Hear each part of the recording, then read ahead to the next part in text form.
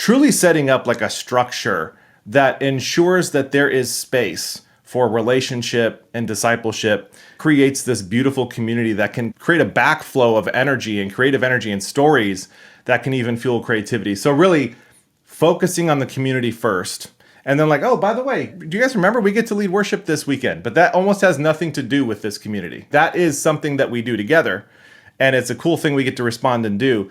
But this is actually like a creative community of believers, not like a worship team where we get a whole bunch of people to share their skills with us for free.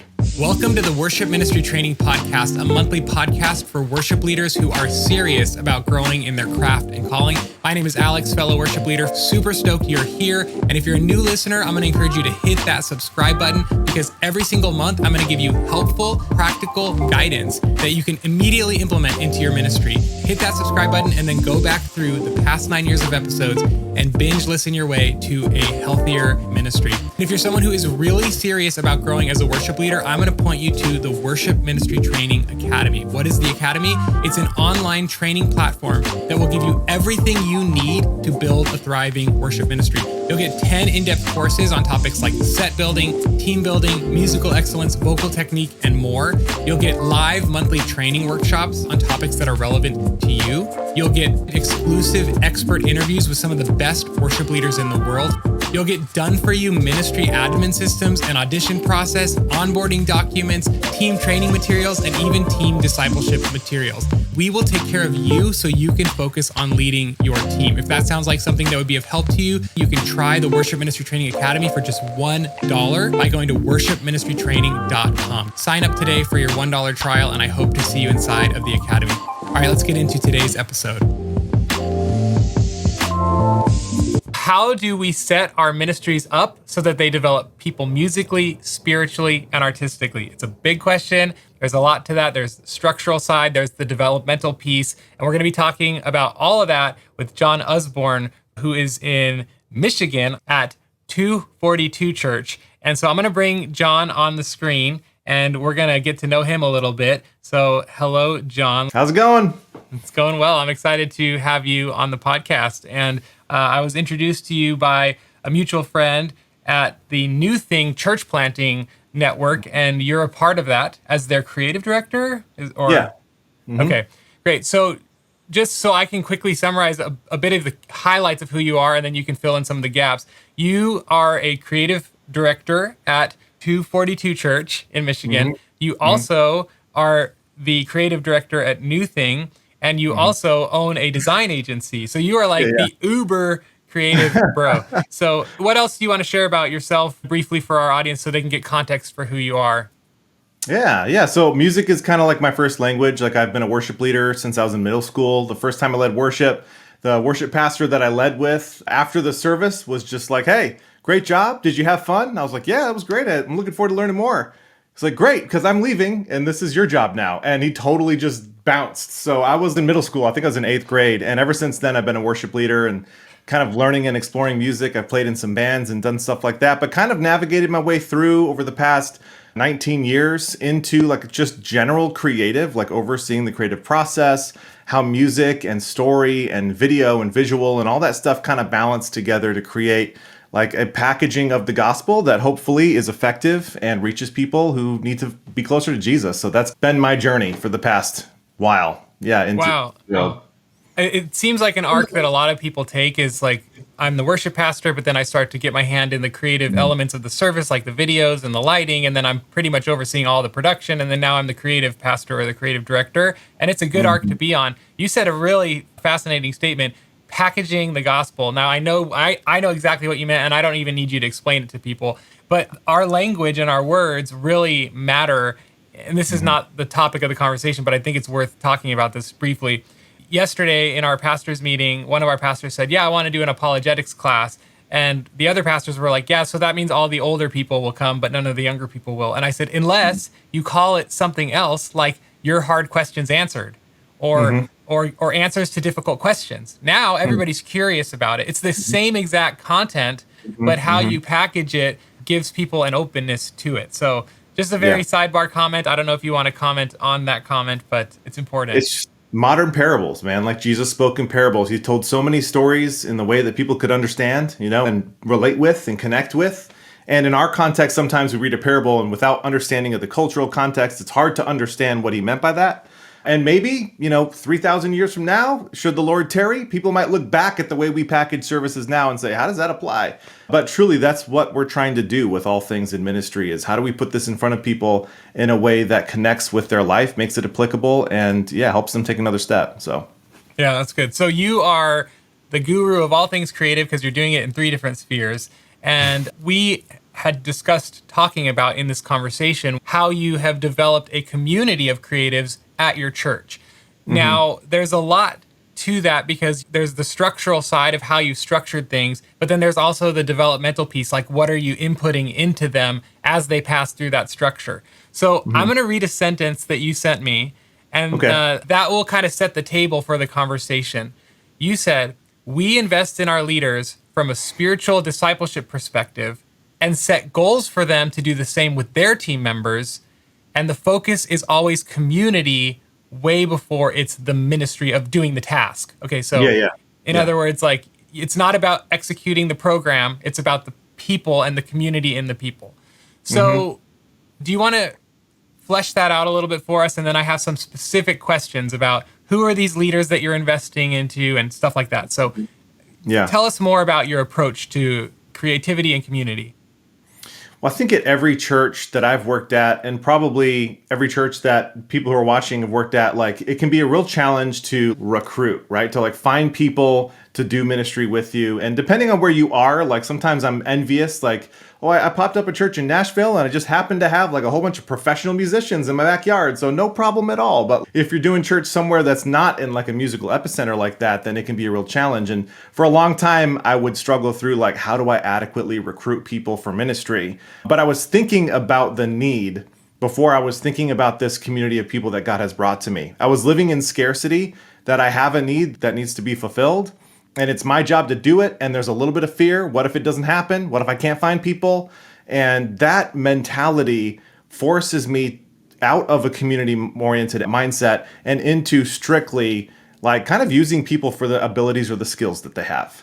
And over time, I discovered as we grew a team, even unnaturally in that way, that the community aspect of what we were doing together was more bonding for me, more shaping for me, as well as them, than anything else. And we were limited by our capacity to know each other, to trust each other, and to, in a way, like belong with each other as a community. And so my eyes were kind of open through some friends, just talking through some things about like, hey, we need to focus on like having team leads, people who lead this team spiritually. We need to focus on having like apprentices, people who are in training for that, team members, people who commit to serve. And then let's talk through our audition and onboarding process. I had a guitar player one time, a short story.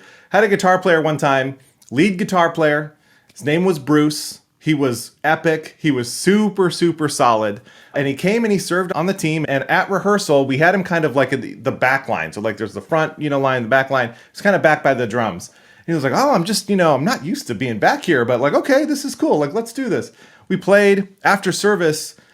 He called me like a couple of days later and was like, hey, I just want to follow up on how this weekend went. And, I had a lot of fun, but I'm not used to being in that back line. I really like to be up front. And also, I like to have at least 1 or 2 prominent moments throughout the service where I can just kind of cut loose, or whatever. And I didn't know Bruce that well. And I had put him in a position to fulfill a need that I have, but I didn't truly know Bruce. Had I gotten to know him a little bit, I might have had a couple more questions for him before he joined our team.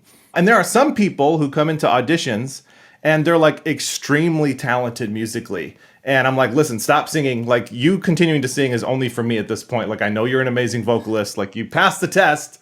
I'm going to fast track you. Like we're going to have you on this Sunday. Like, can you sing a solo this, whatever.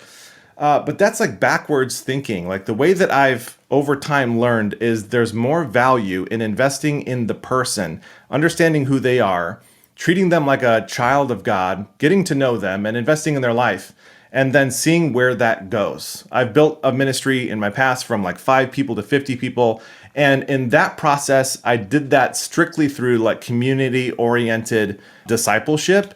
And it was far more fruitful. And there was so much more richness and value to the relationships. I know as a worship leader, many people who are watching this, sometimes when you do a weekend, you feel like, man, I wish I knew this person more. I wish I had more time to invest in this relationship. I kind of feel like I'm using them, like I'm asking a lot of them, and they're just here. We don't really hang out outside of them being here and playing music. And there's this tension.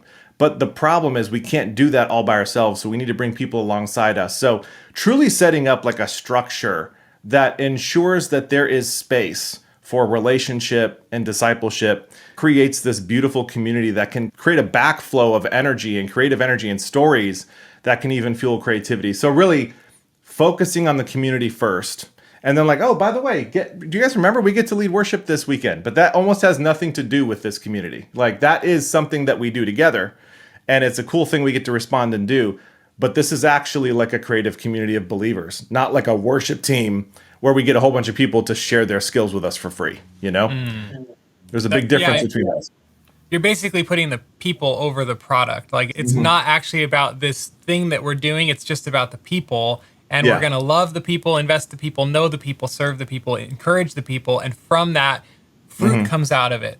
But you're not like, I hope people forgive me. You're not like raping the tree, you know, to like you're not just taking everything off the tree. You're actually gardening the tree and letting it blossom into, I hope that did not offend anybody, but it just, that seems like what many people do, and not just in the church, but in the world as well. They're like, I'm going to squeeze everything out of you to get the thing that I want, instead of caring about you as a person and helping you grow. And then fruit comes from that we all benefit from, right? It's a backwards mentality. Now, I think a lot of worship leaders struggle with that false expectation that my ministry must look like this, or it must look like, it sounds like you were struggling with that. You're like, I don't have great musicians here at my church like I did in LA when you used to live in Southern California. So you started to put this pressure on yourself of like, well, my team has to be at this level. We have to have these positions filled. We have to have these musician types. And you were just doing whatever you could to get to that level. And so what flipped the switch for you where you were like, this is not the way forward? I think it was through a lot of prayer, honestly. So we went from a large mega church in Southern California, with a lot of resource, and we interviewed at a few different churches. We needed to just move out of California at the time. That's where we were at. We needed to start something fresh. And I interviewed at like other large churches, like across the country. And there was one small church, not 242, but this is before that, in a rural area here in Michigan. And I told them, listen, we're interviewing at these other churches. Like they wanted to bring us out and to interview. And I'm like, I just feel bad. Let me do these other interviews first. They're like, no, come anyway. So we did this like grand circle tour of like the United States and did all these interviews. And on our way back from Michigan, we just had connected with this community so deeply and richly. It's all we could talk about. And it was the last thing I thought was going to happen. When we moved from Southern California to this rural area in Michigan, I felt like maybe I committed like career suicide. Like, don't worship leaders and creatives in the church. You want to end up working like at Elevation or like a Hillsong or something like that, where you can like truly have all the resources you could possibly imagine and rise to whatever level of success, you know? But at that time, that was kind of my orientation. But when I got to rural Michigan and the small church, God began to impress on me that my goal here is to sing the song of this community, not anything else. And he's going to provide everything that we need in that. And there can be a lot of fear of like, well, what if it's not this, or what if it's not that, or what if I can't find enough musicians? Or I know a lot of musicians a lot of times feel like they failed if they have to do like an acoustic weekend because they don't have enough volunteers. And the reality is like, I would rather not have enough volunteers and have a beautiful acoustic weekend than try to force fit something that doesn't fit. So we sometimes at our church, we struggle with contracting musicians or paying musicians to come do it. But I think that sometimes there is a need for that. And I get it. I'm not trying to just like rain on that parade. But I think if we do that regularly and rely on that, then we're like short circuiting like what God is trying to do in our ministry by taking away the provision that he's already given to you. I truly believe that as a worship leader, our job is to draw out worship out of our community. So that was something that I found. Like, I think I need to just take a breath and discover what has God provided for me here. Because I truly believe he can do that if you're open to it. And over time, that's what happened. For 4 years, I worked at this church in Michigan, and creatively, I kind of had to like check my ambition at the door. But what I grew in its place was this bonded community. And that was the thing that was way more fulfilling and lasted for me. And I think created more effective moments of worship because there was trust and understanding and there was camaraderie there. When we were on stage together, I knew these people. These are my family. Like, we're close. And I think that even invigorates the moment and allows the Spirit to do what only it can do in these moments, rather than force feeding. Like, I don't know this guy, we contracted him, but I just really need an electric guitar. And this drummer can barely play this song that's in 12/8, but we're making him do it because that's what, that's what Cody Carnes doing. So that's what we're going to do. There was a lot of compromise, but I found beautiful community in that process. I can only imagine that there are other worship leaders who deal with that on a regular basis, because we're not all Elevation and Hillsong. And that's a good thing, I think. It seems like much of the problem, where this stems from and roots from and comes from, is just comparing ourselves to everything else out there and looking externally at what success is instead of looking into the scriptures for what success is, or even just internally into who's in my church. And how can I elevate those people and bless those people and encourage those people? It's funny, I just released on Monday a YouTube, well, by the time this airs, it'll be long released, but it was a YouTube video called 4 Ways to Help Your Team Grow Relationally and Spiritually. And I started it out by saying, your team should feel like a family. It should not be strangers fulfilling a function. It should feel like a family. And that's what you're saying. For sure. Just love and serve and care for the people that are in your care. Yeah. And Christiane, who's watching live, she said in one of our recent Academy calls, she said something about, I can only tend the soil. That's my job. And God's job is to create whatever out of that he wants. And so, Christiane, thanks for making it into the podcast today. Yeah, that's the idea, is love and shepherd and care for the people that are in front of you. Now, I'd love for you to tell the listeners what your ministry looks like today at 242 Church. What does it look like in terms of creativity? And then we'll start to break down the structure of okay, you have different people fulfilling different functions to create that healthy soil. So what does it look like today? How many people are involved, and what kind of creative roles are there? Photography team, if there is, a graphic design team, I'm not sure, but just share what that creative community is where you're at. Yeah, so we definitely have staff members who are responsible for different aspects. So we have communications and creative team that is graphic designer. We contract videography team, or videography business. Actually, the guy who started this company was an apprentice of mine for a couple of years. So it's perfect. It feels like an extension of our staff. They do such a great job. When it comes to the music and weekend side, we're a 7-campus church, so we're multi-site. So each campus looks a little bit different, the resources that they have, all the way from one campus has one part-time worship pastor, no production director, and that's it for the weekend. Where another campus might have a full-time worship pastor and a full-time production director and a whole bunch of contract production staff to pull off a broadcast. So our YouTube channel runs a broadcast out of our central campus, and there's a whole bunch of different roles that go into making that broadcast happen on the regular. But the way that we structure our volunteers is we have a very specific and intentional team structure. It can be discipleship is such a buzzword, and it can be a blue ocean of possibilities in how you do it or how you don't do it.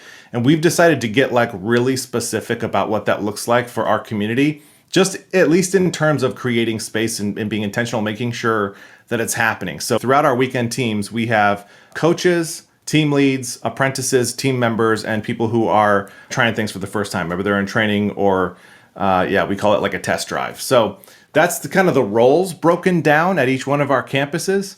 And I can lay out a brief analysis of what each person does within that structure if you want me to, but that's kind of how we do it. Yeah, I would like you to. How many people are involved currently in all of your ministry throughout all your campuses? We have about, I'd say, 15 weekend staff across all 7 campuses. And that's a mixture of worship pastors and production directors. That's staff members. And then volunteers, a lot. I don't even actually know the number, but it's a lot. Over 300? Yeah, probably somewhere around there. But between production and worship as well. So the way that we do it is our coaches, well, I'll start with team leads. So team leads basically they're the bread and butter of our team. These are lay pastors, basically. And our team lead role descriptions lay it out in a way that say, with spiritual formation and discipleship as the emphasis of this role, the team lead helps the worship pastor and production director in these ways. The way we do it is we break it down numerically. So for every 5 to 7 team members we have on our team, we have one team lead. And that team lead is responsible for mechanical stuff, like administrative stuff, like scheduling people or whatever, making sure that people who are in training are getting that training, helping audition and bring people into the role, as well as the spiritual formation of a select few people from their team. So depending on the team size, if it's a big old team, then we basically have like section leaders. So guitar leader or whatever, and they're all responsible for their team. And sometimes we have multiple team leads, like for vocalist teams, like typically vocalists have like 30 team members and then like guitarists have 3, like just depending. Everybody likes to sing. So we'll have like multiple team members for vocals because we don't want to outpace that number. We really want to stay 5 to 7. And that's kind of a team lead role. On the upside, like team leads are invested in by the staff members directly. So every like term or quarter, however a church might do it, you'd sit down with your team leads and have a team lead huddle, talk through things like how's your team doing? How's team health? Like any stories. And this is where the beauty is. Any stories coming out of your community that we should know about. And like, hey, this person, got a really bad health diagnosis and we all prayed for him. We did a meal train and now they're on the mend and God's shown up in these specific ways that were really powerful. And that's like, wow, we need to write a song about this. Like we need to create something from this beautiful thing that happened in our community. But without having this like space for that kind of community, it's really hard to find that level of inspiration. That's the unintentional backflow. It's kind of like the blessing. It's like an added blessing on top, not the motive though. So the team leads are doing that. They have team lead goals once every quarter or term, depending on your church. And they have typically 3 goals. One is to meet with their entire team one time as a group. It does not have to be any business. It could just be like grilling out or whatever you want to do. Once meet with each person individually on your group one time. And then also whatever the third goal is, just depending on what that team needs or what the context is. And so we do that regularly. And that's how we create like a system of care throughout our community. From there, you have apprentices who are studying under team leads. Can I stop you before you go on? Because I think, first of all, it's amazing and the intentionality. But I think some worship leaders listening might be like, that's not going to happen at my church. I can't have team leads and then apprentices and then this, like their heads exploding right now. But however, I will say to those worship leaders who feel that way, Jon didn't start this way. And neither will you. It's you build to this. It's good to see something so far ahead that it breaks your categories. It gets you thinking in a different way. So if you feel overwhelmed, it's just because you're seeing something that you've never thought of before and it doesn't fit into any bucket because you're like, oh man, my vision was so narrow. Okay, well, welcome to a wider view. Great. Now the question is, what can you guys do? I'm just going to apply it to the team lead thing right now, and then Jon will keep going with his different positions that he's structured. Yeah. But for the team lead guys, you could just ask the Lord, I just need one helper in my ministry who's mature. And I was going to ask you this, Jon, are all of the team leads musical, or are some of them just literally, they're just good leaders? Okay, good leaders. So guys, you don't even need to recruit a musician to be the team lead. It could just be someone in the church who has a shepherd's heart. So here's the idea, though, you guys. Even if you just say, Lord, give me one team leader or person who can co-shepherd these people with me, because I can't. Like Moses said, there's too many of them, Lord. I can't do it, And so if you just ask the Lord for one of those and then just get that person shepherding with you and doing some of these tasks, that will be your first win and your first step into building more of a structured, shared leadership environment. Okay, sorry, Jon, I stole the mic. Go ahead. No, that's good. We started out a lot smaller than this. So like it really does take one, and it comes down to those numbers. So we started mainly like with the numbers, like what are our numbers? Let's start there. So if you have 5 volunteers in your ministry, then either A, you are the team lead for now, or B, I need to start finding a team lead, because as soon as this doubles, I'm going to at least need one, And it doesn't have to be section specific. Like in the very beginning, we just group people together, and they don't have to all be keyboard players, And so that's kind of how we do it. Start really small. And the thing that I have found is that this kind of community is like a magnet. This church that I started this in, actually, long story short, I've lived in Michigan since 2009, but I moved to San Francisco for 2 years, kind of trying to be back near our family in Southern California. Didn't work out, moved back to Michigan. But in those 2 years that I was there, I built this exact structure for the first time and kind of experienced a lot of the challenges and learned a lot doing it.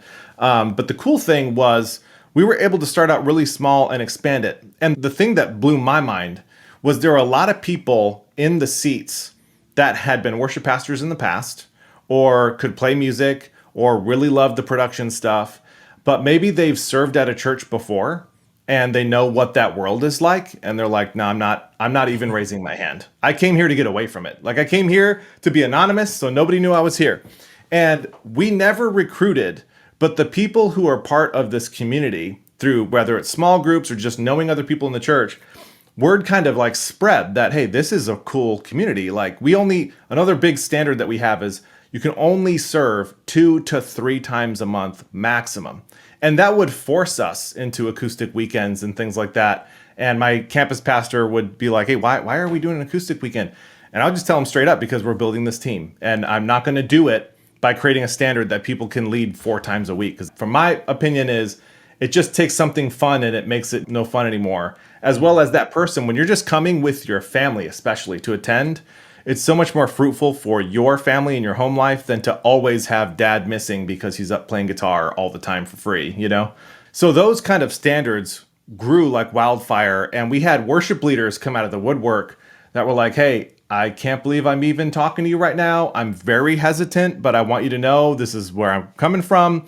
And slowly begin to integrate them and say, listen, you want to do once a month, once every other month, doesn't matter to me. The important thing is this is a creative community of like-minded people that I think you're going to love. You know what I mean? It doesn't really have anything to do with you like up on stage leading worship all the time. It's more about giving you a community, you know, of people that you can hang out with. And so that grew. There were so many people that it was almost offensive at first, because I'm like, how come like none of you like are willing to do this? But as I got over that, I began to understand it's because it's a really difficult thing to do when there's no boundaries and there's no care. It can hurt. And so there were a lot of hurt people that began to kind of come forth with that, which was cool. But yeah, so that's kind of how we do that. Team members are just serving on a rotation regularly, twice up to 3 times, never 4. They're scheduled by their team lead. They're led by their team lead or the worship pastor if you don't have a team lead yet. And then our coaches is the last thing that's actually, I think, kind of unique and cool. We had one musician who was a professional musician. She toured and all that stuff. And for one reason or another, she just didn't feel comfortable volunteering and doing what she does for a career for free. And so that was fine with me. So I basically invented a role for her. Like, well, I would still love your feedback. I would love your leadership. Like, this is what you do. You don't have to play on the stage, but can you offer me like twice a month? Can you just give me critical feedback on like what's going well, what's not going well? And then twice a year, we do like a leadership meeting where everybody from like creative leadership gets together. And that might sound like a big staff. It's actually almost all volunteers. So you have all of your team leads there, you have your coaches there. We would have like our pastor there. Our staff obviously would also be there. And we would just talk through like, hey, what's working? What's not working? What are some things we feel like God might be calling us into, like in this next season? What are some good goals for our team leads? Like talking through all that stuff collaboratively together. And the coach who went from, I either have to serve for free or I have to be completely disengaged, to actually leaning in and being able to engage and coming to the leadership meetings and like speaking into things and just creating an opportunity for them. And there was another person as well who led worship for a really long time. He auditioned, but he was like, very classic, like kind of in the Gaither style, very strong vibrato, and like, why don't we play more like 80s music? And I'm like, I don't know if this is going to work, but you have a wealth of knowledge that we could benefit from. Like, can you be a coach, please? And that turned into another beautiful relationship. So really, like you said, kind of looking beyond just the like guitar player or the musician, there are so many people who have a passion for worship, and we just haven't created an opportunity for them to speak into it yet. Yeah. Those in the academy know that I always encourage creating positions for people based on their skill set, because the goal of ministry is to get people involved and to be in relationship and community like you're talking about. And so like an event planner, hey, lady in the church who's really good at hospitality, like, would you plan 4 fun events for our team every year? Like, that's your role, right? And so it can be way broader. I love that you found these 2 people who didn't fit into the guitar player, singer, drummer roles, but you said, you would be great at this. Would you consider that? And I just want all of the worship leaders listening to open up their minds to that possibility. Like, there are other ways to involve people in your ministry and build your community that leans into their gifting gives them a place to serve and feel needed and loved, and grows the team and grows the church. So, man, you're doing a great job, and this is very, very encouraging. Awesome. So the roles are team lead, coach. Then you had what? Team member, and then We have a- apprentice. Yep, that's all of them. Yep. Okay, and maybe share a little bit about the apprentice role, because I think one of the things that people struggle with is they're like, I want great musicians to come to my church, but usually great musicians don't just show up at your front door. Sometimes if you're super blessed because God loves you more than he loves other people, he sends some. But most Yes. of the time, it's you developing people from within to be better. Yeah. So what Yeah. does the apprentice role look like so that our worship leaders can start to think through that? Yeah, so we have an internal level of competency. It's basically like standards that for every area of our ministry. So within music, for all of the different instruments, as well as in production, like lighting, pro presenter, audio, like whatever, there are developmental steps. So essentially, when we bring someone in and we're talking through like, hey, maybe this would be a good fit for you, we're looking, it's a 1 through 5. We're looking at least at a level 1 of ability, skills wise, when we're talking specifically skills. That's what our team leads know to use as kind of a measuring stick. Like, hey, can they play with a click? Can they, what do the Nashville numbers system or whatever the thing might be? And then from there, when it comes to skills, if they come in at like 2 or 3, those are all internal. This is like a very sensitive pastoral tool. It's not something to say, hey, you're a number 3. That's great. We're going to take you, whatever. It's really like I'm just trying to create a system where I can help someone take their next step with this skill set, because a lot of times it can be so subjective and like I don't even know what to work on with them next. It's almost like a little curriculum. So the way that we do things is if they come in at a 3 and we know that, we literally have a spreadsheet and a chart where we notate that with their name on our team roster. That's a leadership tool that they have access to. And then they will say, okay, well, what are the skills in level 4? That's their next step skills wise. So like, I'm going to encourage them like, hey, can you maybe put your chord sheet away and try to play this one song next weekend with no chord sheet. I'm not asking you to like abandon chord sheets forever, but just play the one song next week with no chord sheet and slowly kind of like working on that next level. So from a skills development standpoint, that's kind of like how we do that. And team leads and apprentices, as well as staff members, have access to kind of like that piece of leadership. And so that's where apprentices kind of start being involved in development. They're also assisting the team lead with like scheduling and duties like that. If they're like on the music director side, maybe they're setting up tracks, whether it's Ableton or playback, or whatever you happen to use. They're starting with some of those things, but they basically communicated, I think at some point I would love to be like more in a leadership role or have a little bit more influence. And then we take them through an apprenticeship track. That is probably the most nebulous thing, because we don't say, oh, it's a 6-month apprenticeship or it's a year. It really is up to the team lead and the staff member to go like, I think this person's ready, for the next step. We do it that way. So that's apprentices. And typically apprentices turn into team leads at some point. Sometimes they're happy just in the apprentice level. And you're like, you know what? I don't want to be the team lead. I just want to assist the team lead. And I'm happy with that. Then like, okay, that's good. So that's kind of that role. So the apprentice is not like they're already serving at some level. They're not. Mm-hmm. So what does your then audition intake process then look like? Obviously, you're checking people out spiritually, inviting them, casting vision for the community, all of that, and then checking out their musicality if they have the ability. And if they hit the threshold, you put them somewhere appropriate to their skill set. And you keep your eyeballs on them and then develop them from there. So that it's almost like a pre-apprentice apprentice, or is it the apprentice part? I guess I'm just confused about the word. It's in training to be a team member. So like I would say 90% of our volunteers are team members. And that's just show up on a rotation, you're part of a team, you're scheduled and you come play or whatever. So trainees or people who come in to test drive, they are basically shadowing a team member at first. So when they first start out, we don't throw them right on stage ever. Like our thing is by the time you go on a weekend stage, not only do we want you to be free of fear for like what you're doing, like a little bit of nerves is understandable, but we want you to be free of fear. Secondly, we want to know that we know you pretty well. Like we have a good relationship. Yeah, there's that community there. There's that piece. So typically people will just come to rehearsal and just hang out at rehearsal. They're not doing anything. They're not playing anything. They're just watching. They're seeing how it all runs. And then when they're like, yeah, I dig the way you guys do things. I want to take the next step. Then, all right, why don't you come play a song with us or play it, whatever, at rehearsal. Then they'll play, well, here's how a lot of times, we're training people on a lot of skills really quickly. Not everyone has used in-ear monitors or interacted with Planning Center or used playback or like the click and the guide and all that. Like a lot of these things are new. So we want to make sure that people have adequate time to do that. But even for people who are like, hey, I used to play at Hillsong, I was like, Chris Tomlin's guitar player. I'm just here to volunteer. Even then, it's like, well, we're still going to take you through this process because it's not just about you as an amazing musician. It's about you as a person. So we want to make sure that we know you well, that you know us, that there's still that connection. So there is a lot of having your hands open and having a mindset of abundance and not like, this person's going to leave. Maybe we're boring them. Like they just want to go straight to the stage. I've found more and more that people find so much more redemptive value by being a part of the community and being valued as a person way before they're scheduled for anything. You know what I mean? So we take that process anyway. We do that anyway. So that's kind of how we do it. So once they've played with us a little bit at a rehearsal and everything's continuing to vibe well, that's when we say, all right, why don't you play with us on a weekend? And then they do that once, and then we follow up again.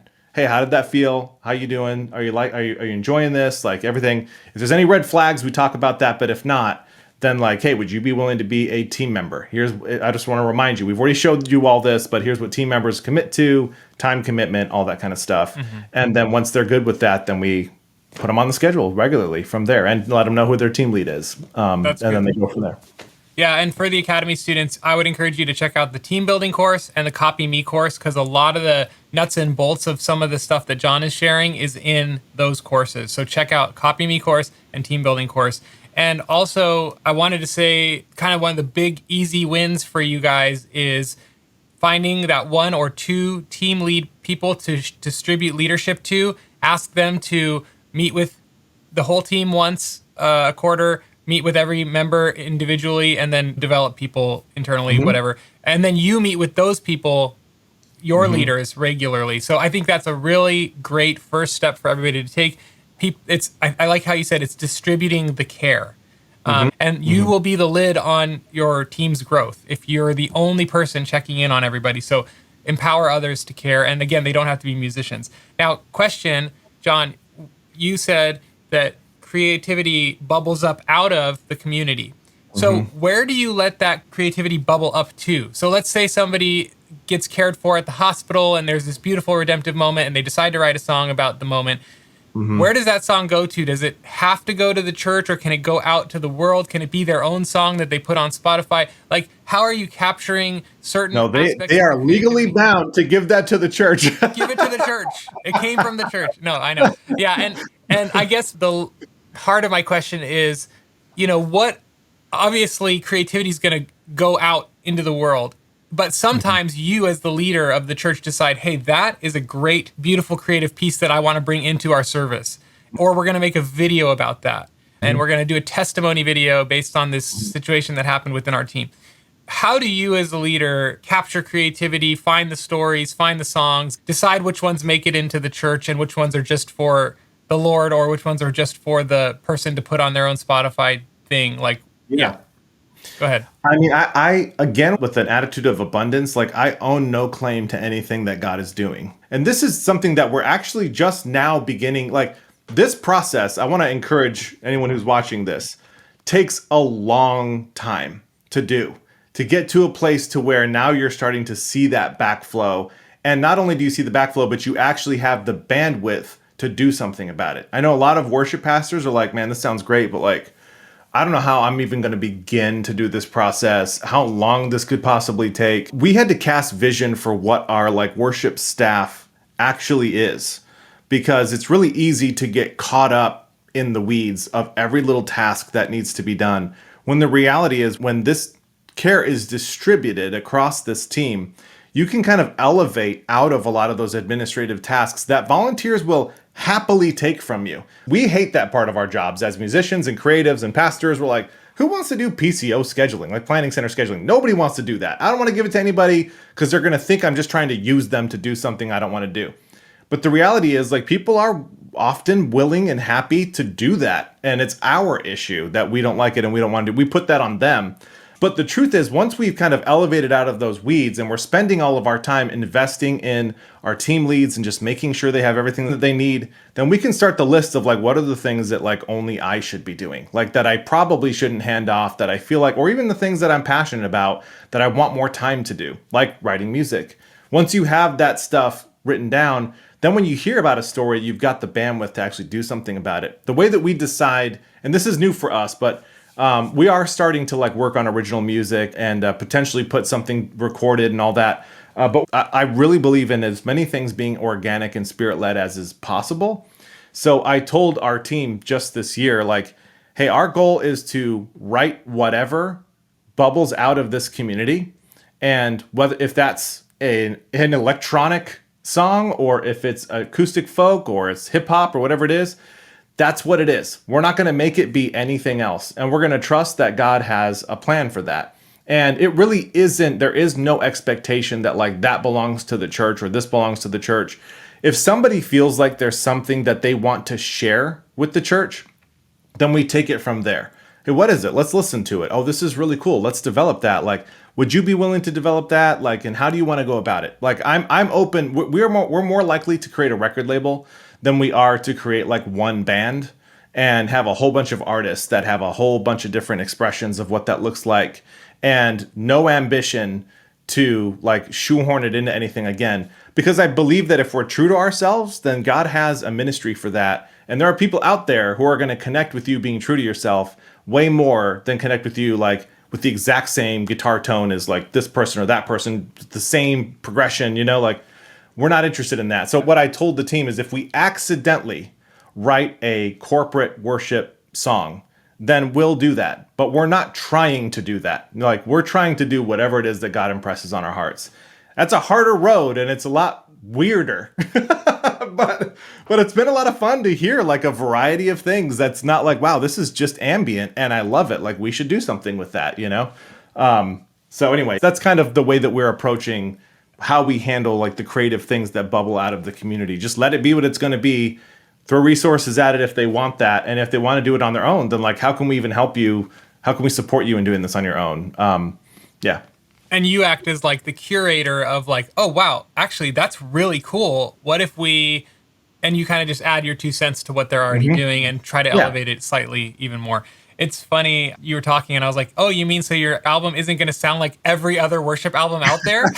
Thank the Lord. Thank the Lord that someone has the courage to be themselves. And again, I just want to affirm that and also encourage the worship leaders listening or watching that God made you and your church to be you and your church, not someone else. Please stop copying. Please be your unique self because that's what God made you to be. And therefore, if you bring that into the world, it's what was meant to be brought into the world, not a copy of something else. Because that a copy is just always lamer, you know? So anyway. All of my favorite artists are just, one of my favorite artists is Sigur Rós. I don't know if anybody on here knows who Sigur Rós is. But when you ask Sigur Rós, like there's one interview with them with NPR. And they're like, so how did you guys come up with this like ethereal, like so unique, this original sound? Like, how did you do it? And they're literally just like, I think we just started playing. That we started playing together. That was it. They're like, so how do you like? What's your process?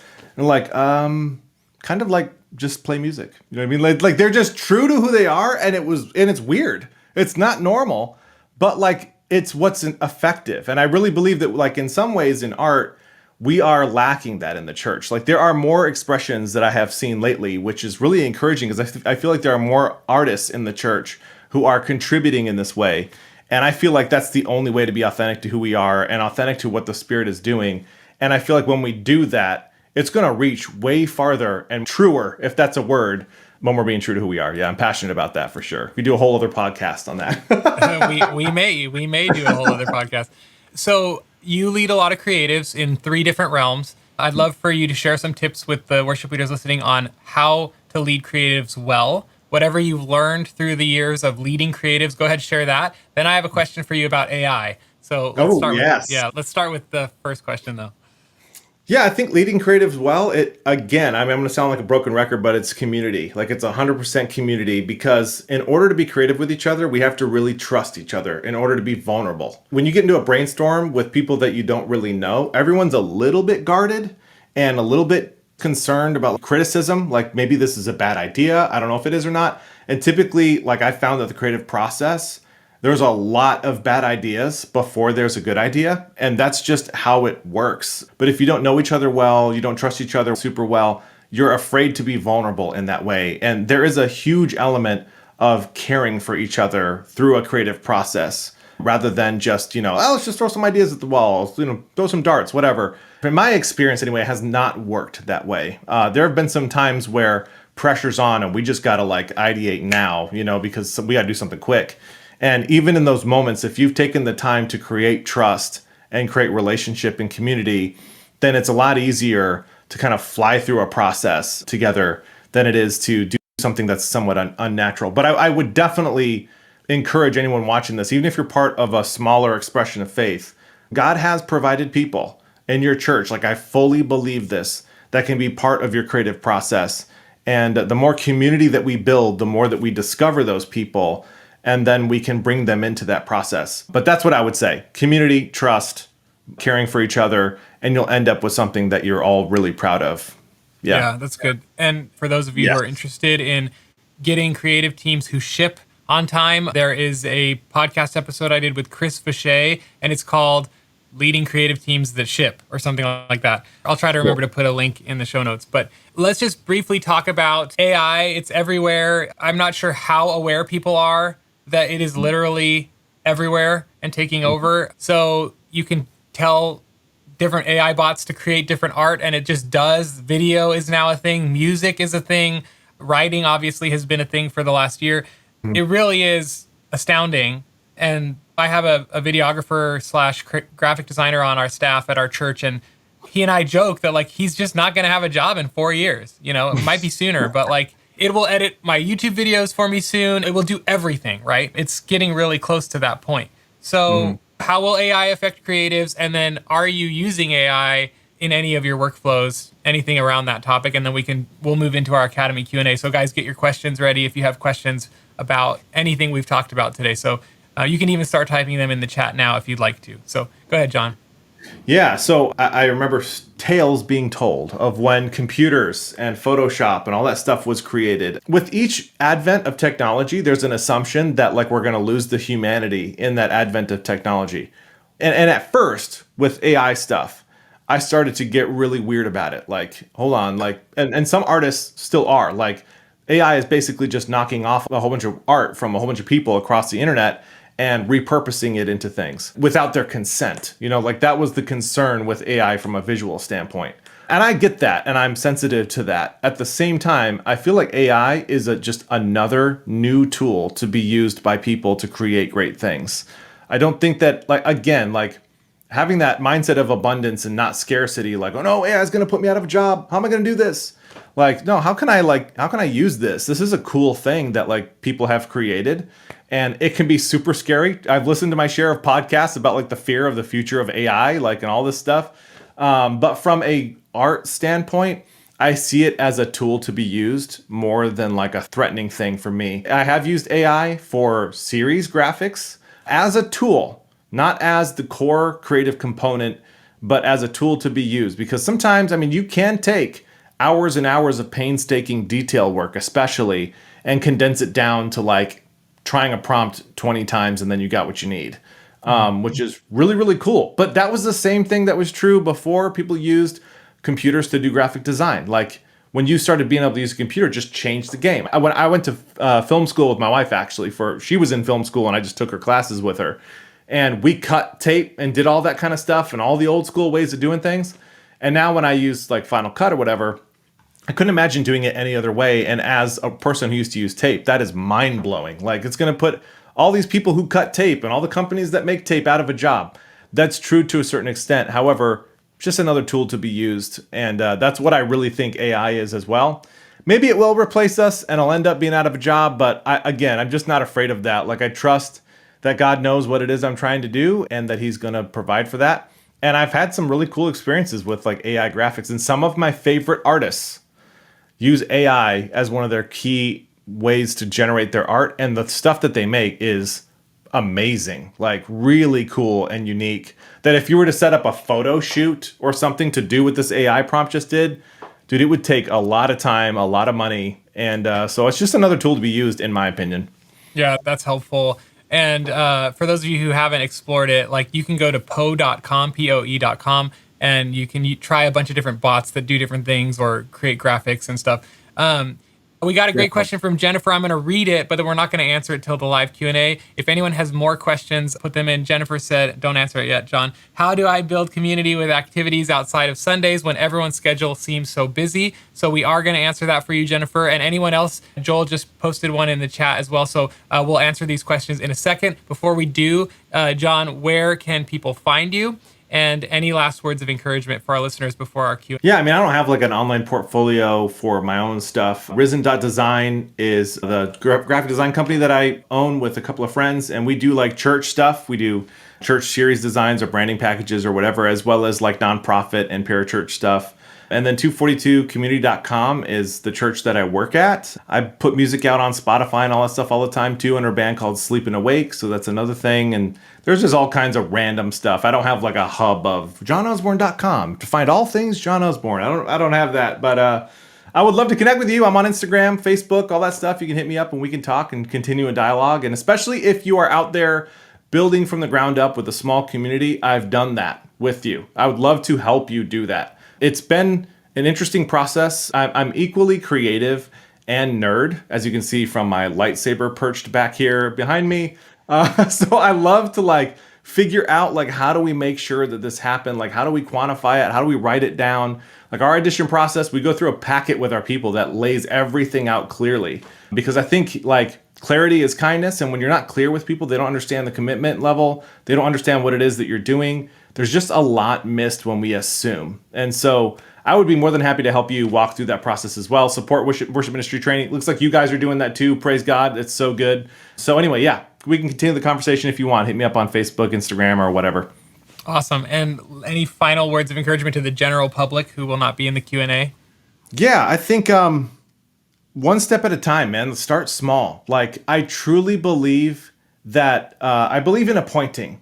If the leaders who hired you into this position, or if you're volunteer and God has given you this opportunity, then I truly believe that there is a reason that you're there and that you have the skills that you need to build this community. Yes, you can always learn more. Yes, you can always be better at whatever lessons and all that stuff is good.